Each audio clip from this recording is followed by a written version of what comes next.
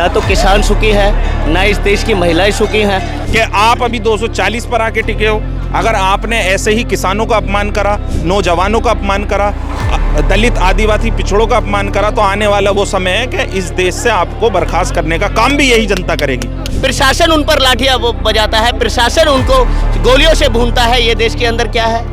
देश के युवाओं को ठगने का काम करती है। तो आप इधर आइए ना, आप इतने बड़े प्रवक्ता है, इधर आइए। मैं क्या कह रहा हूँ, वो गोरे अंग्रेज थे, ये काले अंग्रेज हैं। कि देश के जो अहम मुद्दे हैं उनसे ध्यान लोगों का हटाकर इनको धर्म की राजनीति में ला दो। देश के अंदर जमीन की कमी पड़ जाएगी लेकिन खून की कमी नहीं पड़ेगी, क्योंकि इतना देश का किसान खून बहाएगा आपने नहरों के अंदर पानी नहीं देखा होगा।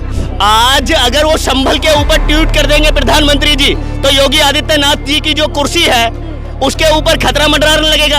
अपने बच्चों को प्राण न्योछावर करता है और आज प्रधानमंत्री जी उसकी विडंबना सुनने के लिए चिंतित नहीं होते कि हम ही को कातिल कहेगी दुनिया, हमारा ही कत्लेआम होगा और हम ही कुएं खोदते फिरेंगे, हम ही पे पारी हराम होगा।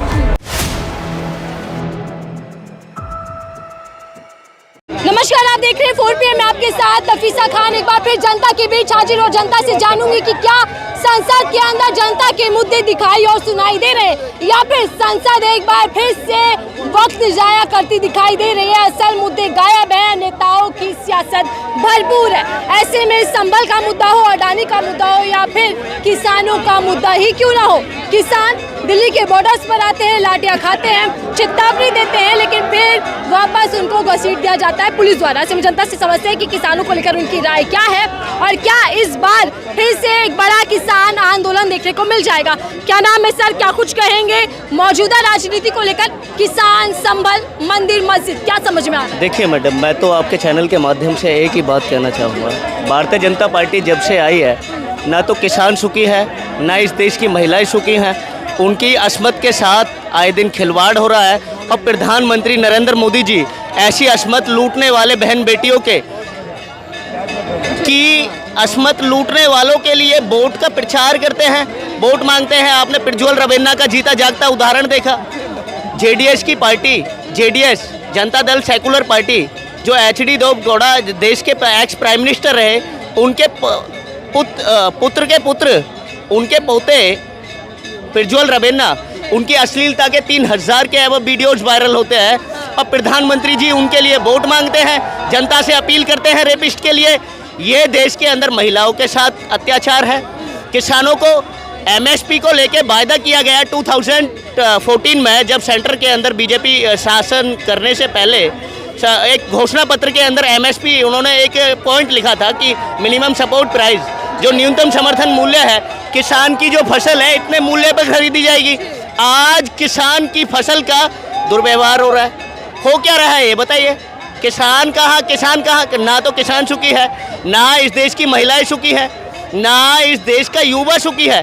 2 करोड़ रोजगार की बात कहकर प्रधानमंत्री जी इस देश के युवा को ठगने का काम करते हैं। ये देश के अंदर युवाओं के साथ अत्याचार है। बताइए, आज इलेक्शन चल रहा है, आज दिल्ली का असेंबली इलेक्शन आने वाला है, तो इन्हें कुतुब मीनार याद आ रहा है, ना दिल्ली की जमा मस्जिद याद आ रही है।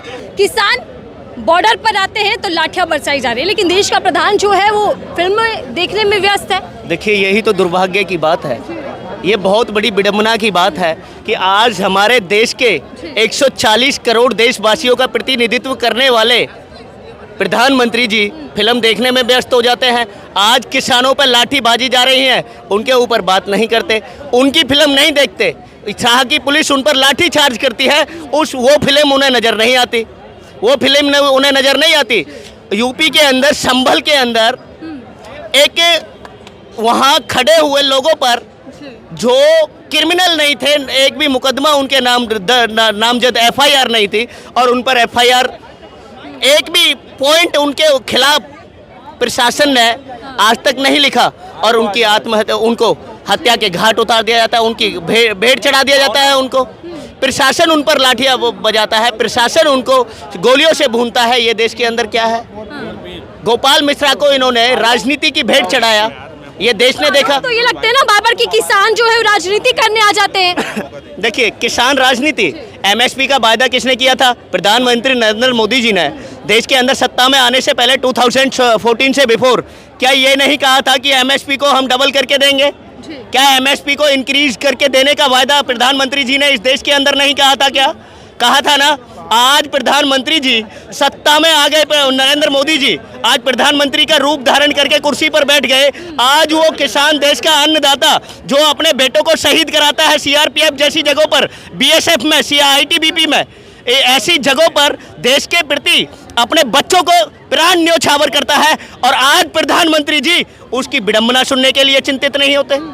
आज वो अपने अधिकार की मांग करने उनके दरवाजे खटखटाता है कि आपने प्रधानमंत्री जी हमसे वायदा किया था एमएसपी को लेकर, हमारा जो न्यूनतम समर्थन मूल्य है, जो हम मेहनत से सींचते हैं, जो हमारा ओलावृष्टि में खेत खराब हो जाता है, आज उसके प्रति आपकी क्या भावना नजर आती है? क्या आपका मैनिफेस्टो में ये लाइन नहीं थी कि एमएसपी को डबल करके दिया जाएगा?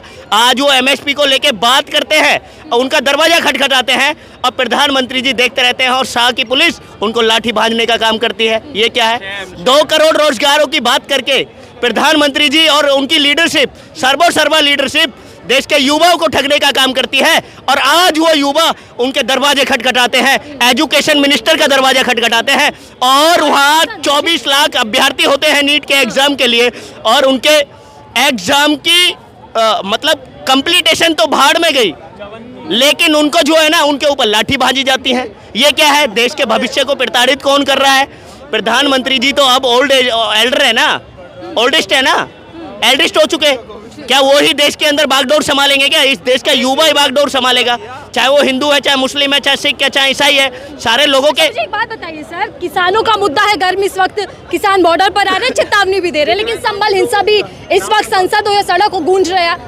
प्रधानमंत्री नरेंद्र मोदी जी क्या कर रहे हैं? उनका दायित्व क्या बनता है? देखिए मैडम, मैं तो एक बात कहना चाहता हूँ, आज अगर वो संभल के ऊपर ट्वीट कर देंगे प्रधानमंत्री जी, तो योगी आदित्यनाथ जी की जो कुर्सी है उसके ऊपर खतरा मंडराने लगेगा।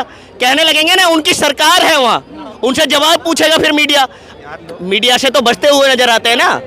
वो मेंबर पार्लियामेंट ऑफ लोकसभा का चुनाव चल रहा था, इसलिए एक दो इंटरव्यू दे दिए थे उन्होंने मीडिया के सामने। तो खूब बात करते हैं जवानों और किसानों दे दिए ना, ताकि जनता सवाल उठा चुकी थी कि 10 बार आपने 10 में से एक भी प्रेस कॉन्फ्रेंस इस देश के चौथे स्तंभ के सामने आपने स्टेटमेंट नहीं दी, और आप देश को बेवकूफ बनाने का काम कर रहे हैं। देश पूछना चाहता है आपने, आपका जो मैनिफेस्टो था 2014 के अंदर, उस पर आपने कितना काम किया? 2019 में आपका मैनिफेस्टो था, उस पर आपने धरातल पे कितना काम किया?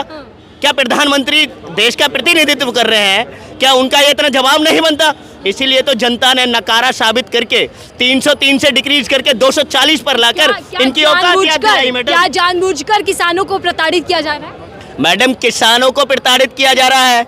इस देश की महिला बहन बेटियों के साथ अत्याचार करने वाले लोगों के लिए प्रधानमंत्री जी वोट मांगते हैं। प्रज्वल रवेन्ना उसका उदाहरण आपने देखा, जो भारतीय जनता पार्टी ज्वाइन कर देता है वो करप्शन फ्री हो जाता है। ये देश के अंदर देख रहे हैं आपने देखा प्रधानमंत्री जी के इशारे पर नाचने वाली शाह और तानाशाह, अमित शाह जी के इशारे पर नाचने वाली ईडी और सीबीआई आज अरविंद केजरीवाल जी को कोर्ट में खड़ा कर देती है, जेल कटवा देती है, उस हेमंत सोरेन को जेल कटवा देती है। अरविंद केजरीवाल जी के खिलाफ आज तक कोई किसी भी कोर्ट में, चाहे देश का कोई भी कोर्ट हो, जिस कोर्ट में पिटीशन उनके अगेंस्ट में दायर की गई अपोजिशन द्वारा, ईडी द्वारा, आज तक उनके अगेंस्ट में आप इधर आ जाइए भाई साहब हुटिंग ना करें, आप इधर आइए। इतने बड़े प्रवक्ता है तो आप इधर आइए ना, आप इतने बड़े प्रवक्ता है, इधर आइए। मैं क्या कह रहा हूँ, आप मेरी बात सुनिए। आप इतने बड़े प्रवक्ता है, आप या तो हुटिंग करने का काम कर रहे हैं, आप डिबेट को खराब करने का काम कर रहे हैं। अगर आप सवाल करती है, जनता सवाल करती है कि अगर किसानों के भीतर इतनी नाराजगी है तो राज्य दर राज्य प्रचंड जीत कैसे हासिल हो जाती है? देखिए जीत, आपने हरियाणा का उदाहरण देखा, आपने ये इंस्ट्रूमेंट आप यूज कर रहे हैं, इसमें 100% बैटरी पर सेटिंग होगी इसकी, और उसके बाद इस इंस्ट्रूमेंट का यूज 11 आवर्स तक किया गया। 11 घंटे पोलिंग चलती है, 7 बजे पहला वोट डलता है ईवीएम मशीन में, और 6 बजे उसकी क्लोजिंग होती है, और 6 बजे क्लोजिंग होने के बाद 11 घंटे काउंट होते हैं उसके। 11 घंटे जब उसके काउंट होते हैं तो 11 घंटे में 1% ही बैटरी डिक्रीज होगी क्या? ये हरियाणा के अंदर नायब सैनी जी का स्टेटमेंट सुना था ना आपने, क्या कहा था नायब सैनी जी ने कि हमने संपूर्ण तरीके से तैयारी कर ली है। कौन सी तैयारी कर ली थी? यही तैयारी की थी क्या जो 99% बैटरी पाई गई 20 से 25 सीटों पर, यही तैयारी की थी क्या प्रधानमंत्री जी के इशारे पर? कहीं ऐसा अडानी हो या फिर संबल हो, लेकिन किसानों पर फिर से आ जाते हैं। दिल्ली आना चाहते हैं किसान, लेकिन प्रशासन है कि बॉर्डर सील कर देता है। आखिर दिल्ली क्यों नहीं आ सकते किसान? ऐसा लग रहा है मुझे वो इस देश के किसान नहीं है, वो किसी दूसरे देश के किसान हैं। आप मुझे एक बात बताइए, जब इस देश के अंदर किसान आंदोलन चला और लगातार 2 महीने तक किसान प्रोटेस्ट करते रहे, फिर भी उन्हें दिल्ली नहीं आने दिया और उस प्रोटेस्ट के अंदर 700 किसानों की हत्याएं हुई। आज तक उस हत्या का जवाब प्रधानमंत्री जी और उनकी सरकार ने नहीं दिया। मैं ये पूछना चाहता हूँ कि लगातार देश के अन्नदाताओं को ऐसी क्या दिक्कत आती है कि हर महीने, 2 महीने, 3 महीने के बाद वो दिल्ली कूच करने की तैयारी करते हैं? ऐसी कौन सी स्थिति पैदा हो जाती है? भाई जब आप एमएसपी पे गारंटी की बात कहते हो, जब प्रधानमंत्री जी ने कहा था मैं माफी मांगता हूँ किसान भाइयों से और इस बिल को वापसी लेता हूँ, तो उन्होंने कहा था कि उनकी सभी मांगे मानी जाएंगी। लेकिन आज भी इस देश का किसान, उसके लिए कांटे बिछाए जाते हैं और अडानी और अंबानी के लिए रेड कारपेट बिछाने का काम भी मोदी जी करते हैं। तो मैं पूछना ये चाहता हूं कि लगातार देश के अन्नदाता को कुचलने का काम इस सरकार ने करा है। कब तक इस देश का अन्नदाता जो है सड़कों पर पिटता रहेगा, कुटता रहेगा?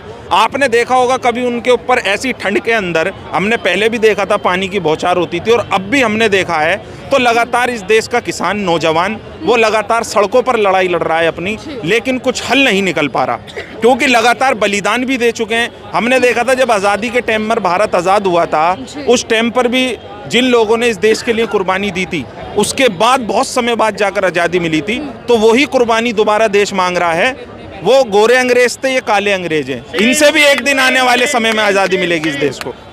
लेकिन सवाल ये है ना सर कि दिल्ली आने नहीं दिया जाता किसानों को, और किसान चाहते हैं कि उनकी मांगों को सुना जाए, वो भी संसद चल रही तब लाठियां बरसा दी गई, खदेड़ दिया गया किसानों को जहां वो धरना स्थल पर बैठे थे। चल क्या रहा है देश के अंदर? देखिए, देश के अंदर यही चल रहा है कि मोदी सरकार ये चाहती है लगातार कि देश के जो अहम मुद्दे हैं उनसे ध्यान लोगों का हटाकर इनको धर्म की राजनीति में ला दो। कभी आपने देखा होगा मंदिर का मुद्दा आ जाएगा, कभी मस्जिद का मुद्दा आ जाएगा, और जो मेन मुद्दे हैं देश के, बेरोजगारी के मुद्दे, उससे ध्यान हटा दिया जाएगा। किसानों के मुद्दे, उससे ध्यान हटाने का काम कर देती है सरकार। मैं पूछना चाहता हूँ, वो इसी देश के अन्नदाता हैं, आप उनकी आवाज़ क्यों नहीं सुनते? लगातार आप चुनाव के अंदर बड़े बड़े भाषण देते हो कि किसानों का कर्जा माफ़ करेंगे, एमएसपी पर फुल गारंटी देंगे, लेकिन वो गारंटियाँ चुनाव के बाद क्यों ख़त्म हो जाती हैं उन देश के अन्नदाताओं के लिए? लगातार भारतीय जनता पार्टी देश के किसान के हित में ना फैसले करने के बावजूद, और देश का किसान लगातार चाहता है कि इस देश के अंदर भाईचारा बना रहे और इस देश के अंदर देश का किसान जिंदा रहे, लेकिन ये सरकार, ये पूंजीपतियों की सरकार है। हम ये दिखाना चाहते हैं आपको कि अडानी अंबानी के जो रिलायंस फ्रेश खुले हुए हैं, अगर मोदी जी चाहें तो उसके अंदर 10 किलो आटे का कट्टा 600 रुपये का बिकेगा, लेकिन जो किसान रात और दिन खेतों में मेहनत करता है, हल चलाता है, उस किसान को पूरी उसकी मेहनत नहीं मिल पा रही। इसी का कारण है कि आज लाठी बांधने का काम हो रहा है। किसानों को लेकर अब तो उपराष्ट्रपति धनखड़ जी भी हैं, वो बयान दे रहे हैं, सरकार पर गुस्सा जाहिर कर रहे हैं और कह रहे हैं कि आखिर सरकार किसानों से बातचीत क्यों नहीं करती, क्यों उनकी समस्याओं को सुनने का काम नहीं करती? देखिए, इसकी सारी वजह यही है। आपने अभी उपराष्ट्रपति जी की बात करी, मैं उनसे पूछना चाहता हूँ, आप एक संवैधानिक पद पर हैं, आपको ये चाहिए कि भाई आप प्रधानमंत्री जी पर जोर डालो। भाई लगातार इस सरकार को पिछले 10 साल से हम देख रहे हैं, इस देश का नौजवान, इस देश का किसान परेशान है, क्यों उनकी सुनवाई नहीं हो रही? आप कभी कांटे बिछाते हो, आप कभी उनके ऊपर लाठी बरसाते हो, तो भैया इस देश का किसान जाए तो जाए कहाँ? इस देश के अंदर खेती करता है, इसी देश के अंदर जो है लोगों को खाने के लिए अन्न देता है, और मांग आपसे ना करे तो किससे करे? जब आपने कहा था कि हम इस देश के किसान के साथ चलेंगे और इस देश के किसान को वो हर सुविधा देंगे जो किसान चाहता है, लेकिन हम देख रहे हैं कि सरकार लगातार अपने कामों पर फेल हो रही है। उसी का कारण है कि लगातार हर 2-3 महीने बाद किसान दिल्ली कूच करने की कोशिश करते हैं और उसके बाद भी 8-10-50 हमारे किसान मरते हैं, और किसान मरने के बाद कुछ नहीं होता, उन्हें मुआवजे दे दिए जाते हैं, उस टाइम पर शांत कर दिया जाता है, और फिर वही सरकार की तानाशाही इस देश में चलती है। और मैं कहना चाहता हूं केंद्र सरकार से और माननीय प्रधानमंत्री जी से भी कि आप अभी 240 पर आके टिके हो। अगर आपने ऐसे ही किसानों का अपमान करा, नौजवानों का अपमान करा, दलित आदिवासी पिछड़ों का अपमान करा, तो आने वाला वो समय है कि इस देश से आपको बर्खास्त करने का काम भी यही जनता करेगी। लेकिन सर सवाल ये है ना कि जब जब किसान सड़कों पर आते हैं तो उन पर आरोप लगा दिया जाता है कि राजनीति कर रहे हैं, उग्र हो जाते हैं किसान, चाहे बैरिकेड्स लांगे या फिर प्रदर्शन के बीच में हिंसा की तस्वीरें आ जाती है, आरोप बार-बार लगता है। हिंसा की तस्वीरें क्यों नहीं आएंगी भाई सपोज करो मैं अपने लिए न्याय मांगने का काम कर रहा हूँ और मुझे न्याय ना मिलने की जगह मुझे लठ मिल रहा है, तो आक्रोश क्यों नहीं होगा किसान? भाई एक किसान अपने संवैधानिक तरीके से अपना प्रोटेस्ट कर रहा है, सड़कों पे उतर रहा है और वो चाहता है कि सरकार हमारी बात सुने, लेकिन सरकार बात सुनने की तो बहुत दूर की बात है, उनकी शुरुआत ही लाठी डंडे से होती है। वहाँ क्यों इस तरह की घटना पैदा क्यों नहीं होगी? भाई लगातार देश के किसानों ने कहा है कि आप हमसे सरकार बैठकर बात करें, लेकिन सरकार के जो मंत्री हैं ना, वो सिर्फ मलाई खाने का काम करते हैं सरकार में बैठकर। किसानों को कुचलने का काम इससे ज़्यादा किसी सरकार ने नहीं करा जो आज की डेट में सत्ता में बैठी है। तो क्या पूरी की पूरी सरकार किसान विरोधी हो चुकी है? कोई मंशा ही नहीं? देखिए मैडम, ये किसानों को खालिस्तानी बता देते हैं, ये नकली किसान बता देते हैं। अब आप ये बताइए देश के अंदर असली और नकली किसानों में फर्क क्या? मतलब जो भारतीय जनता पार्टी के हिसाब से चले वो देशभक्त है, वो देश का किसान है, और अगर सरकार से सवाल करने का काम कोई किसान करता है, नौजवान करता है, विपक्ष के लोग करते हैं, तो उन्हें पाकिस्तानी, खालिस्तानी और चाइना का एजेंट बता दिया जाता है। मैं पूछना ये चाहता हूं भारत सरकार से कि जब इस देश के किसान ने आपको वोट दिया है तो उसका अधिकार है आपकी आंख में आंख डालने का, सवाल करने का, और वो पूछ सकता है कि मुझे आप न्याय कब देंगे, कब एमएसपी पर आप गारंटी देंगे। लेकिन नहीं मैडम, वही वक्त आता है, किसान शहीद होते हैं इस देश के लिए लगातार, और फिर वही वक्त दोबारा लौट कर आ जाता है, लेकिन ना किसानों की मांग पूरी होती है, ना इस देश के जवानों की मांग पूरी होती है। लगातार देश के किसानों और नौजवानों को कुचलने का काम भारतीय जनता पार्टी। हालात हमें दिख रहे हैं मौजूदा समय में, चाहे वो अलग अलग मुद्दे क्यों ना हो, कब किसानों को मान सम्मान मिलेगा? अंदाता है किसान और उनको इस तरीके से सड़कों पर आकर प्रताड़ित होना पड़ता है, कब लग रहा है कि ये सब चीजें थमेंगी? देखिए मुझे ऐसा लग रहा है, अभी 700 किसान मरे हैं, मुझे ऐसा लग रहा है जो तानाशाह सरकार है वो ये चाहती है कि और बलिदान दो, आप और खून दो इस देश को। और मैं कहना चाहता हूँ इस देश के अंदर ज़मीन की कमी पड़ जाएगी लेकिन खून की कमी नहीं पड़ेगी, क्योंकि इतना देश का किसान खून बहाएगा, आपने नहरों के अंदर पानी नहीं देखा होगा, क्योंकि अपने देश को बचाने के लिए, अपने देश के किसानों को बचाने के लिए, उनके लिए न्याय लेने के लिए इस देश का किसान रात और दिन खेतों में भी खड़ा रहता है। आपने देखा संसद के बाहर भी किसान पहुंचे, सड़कों पर भी आए। लेकिन मैं पूछना चाहता हूं इस तानाशाह सरकार से कि आपको अगर अब भी आपकी आंखें नहीं खुल रही हैं तो इस देश के किसानों को मजबूर होकर संसद का घेराव करना पड़ेगा। जी, मैं आखिरी सवाल, एक तरफ किसान संसद का घेराव के लिए तैयार है लगभग, लेकिन दूसरी तरफ संभल हिंसा, उसको लेकर क्या कुछ समझ में आ रहा है? क्योंकि ये आग संभल से शुरू हुई और जामा मस्जिद दिल्ली की हो या फिर बदायूं की हो, एक के बाद एक मस्जिद टारगेट होती जा रही है। देखिए हमने ये देखा था विदेशों के अंदर लोग सर्वे करा करते थे, कोई नई खोज करते थे, किसी को सोना मिल रहा है, किसी को चांदी मिल रहा है, और वहाँ के देश की जो जीडीपी बढ़ा करती थी। लेकिन बड़े शर्म की बात है कि भारत के अंदर ऐसे सर्वे हो रहे हैं लगातार पिछले कुछ समय से, कुछ ऐसे संगठन निकल कर आ रहे हैं जो चाहते हैं कि देश का माहौल चेंज हो जाए, देश की जो एकता अखंडता है, देश का भाईचारा है, वो खत्म हो जाए। आप ये देखिए बाबरी के बाद कहा गया था कि हमारा ये काम हो गया, अब इसके बाद देश में कोई विवाद नहीं होगा। दोनों समुदाय ने इस चीज़ को एक्सेप्ट करा, लेकिन मैं क्या देख रहा हूँ उसके बाद एक के बाद एक, और जो लोग पिटिशन दायर कर रहे हैं वो किसी लायक भी नहीं है।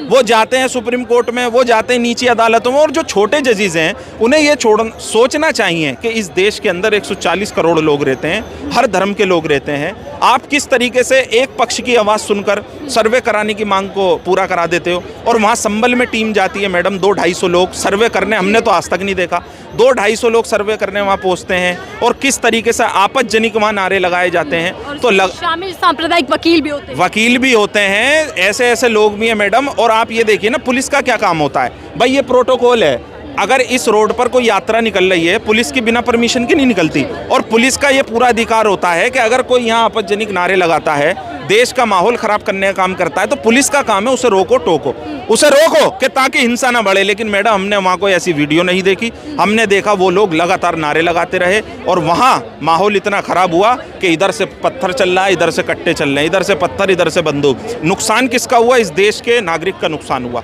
आज हमारे देश का नागरिक इतना सस्ता हो गया है कि जिसका दिल करे वो गोली मार दे, जब दिल करे वो पत्थरबाजी कर दे। लेकिन मैडम इस देश का माहौल खराब, मैं एक लाइन यही कहना चाहता हूँ कि हम ही को कातिल कहेगी दुनिया, हमारा ही कत्लेआम होगा, और हम ही कुएं खोदते फिरेंगे, हम ही पे पारी हराम होगा। बिल्कुल सही बात बोली आपने, लेकिन सवाल यही है, देखिए जनता के बीच भी ये चर्चा है कि आखिरकार देश की सदन के भीतर असल मुद्दों पर चर्चा कब होगी, कब परिपक्वता के साथ संसद के अंदर जनता के मुद्दे उठेंगे, या फिर मंदिर मस्जिद पर भी आर पार की लड़ाई होती रहेगी। तो वहीं किसानों को लेकर साफ कहना है कि आखिर विफल होती जा रही है सरकार। किसान सड़कों पर हैं, लेकिन सरकार, प्रधान जी, जो प्रधानमंत्री मोदी जी हैं, वो मूवी देखने में व्यस्त है। आपको क्या लगता है कि किसानों का संघर्ष और किसानों को लेकर जो प्रताड़ना की जा रही है वो कैसी है? क्या इंसाफ मिल पाएगा या किसान एक बार फिर से धरना देने पर मजबूर होते दिखाई दे रहे हैं? आपकी राय साझा कीजिएगा। फिलहाल 30